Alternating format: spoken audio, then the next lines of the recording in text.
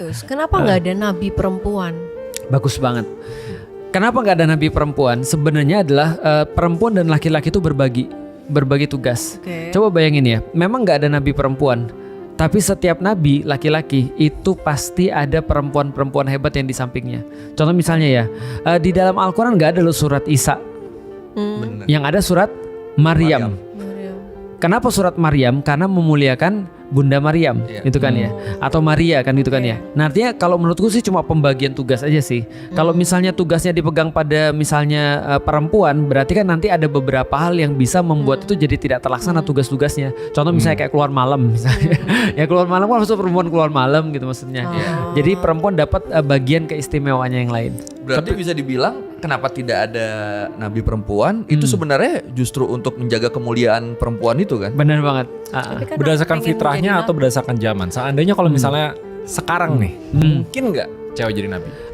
Kalau cewek jadi nabi, seperti kalau sejarah sudah terjadi enggak ya? Tapi mungkin atau tidak kalau dilihat dari polanya sih kayaknya juga enggak juga. Nah, tapi aku pengen menggarisbawahi tentang peran wanita ini. Contoh misalnya kayak gini ya. Apakah hanya laki-laki yang dapat ilham? Ternyata enggak. Tapi ilham tuh pernah diberikan juga pada perempuan. Misalnya Ummi Musa. Allah memberikan ilham kepada ibunya Musa. Karena ibunya Musa super galau ketika disuruh naruh anaknya di keranjang untuk dihanyutkan kan. Tapi Allah katakan apa? Kami ilhamkan kepada dia dan kami yakinkan kepada dia bahwa anak ini akan balik lagi kepada kamu. Artinya kan Allah ngomong kan dengan dia kan ya. Yeah. Dalam tanda kutip in a way gitu ya. Nah artinya menurutku ya perempuan-perempuan juga punya sebuah peran besar banget di dalam Islam. Bahkan di dalam masa Rasulullah Muhammad, perempuan itu benar-benar diangkat. Contoh misalnya kayak gini ya. Di zaman dulu kebiasaan orang-orang yang beragama itu nganggap perempuan ketika lagi haid itu berpenyakit. Iya. Ya. Jadi perempuannya yang penyakit.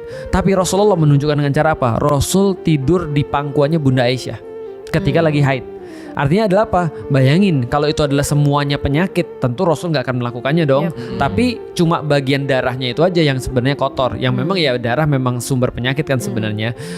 Artinya cuma itu aja yang dilakukan. Perempuan dapat waris itu adalah sesuatu yang bikin heboh tuh. Perempuan dapat waris gitu maksudnya. Nikah dibatasin itu heboh banget gitu maksudnya. Perempuan boleh untuk terus kemudian ikut berperang itu ngeri banget di zaman dulu. Nah jadi artinya pembatasannya cuma pada level-level tertentu aja.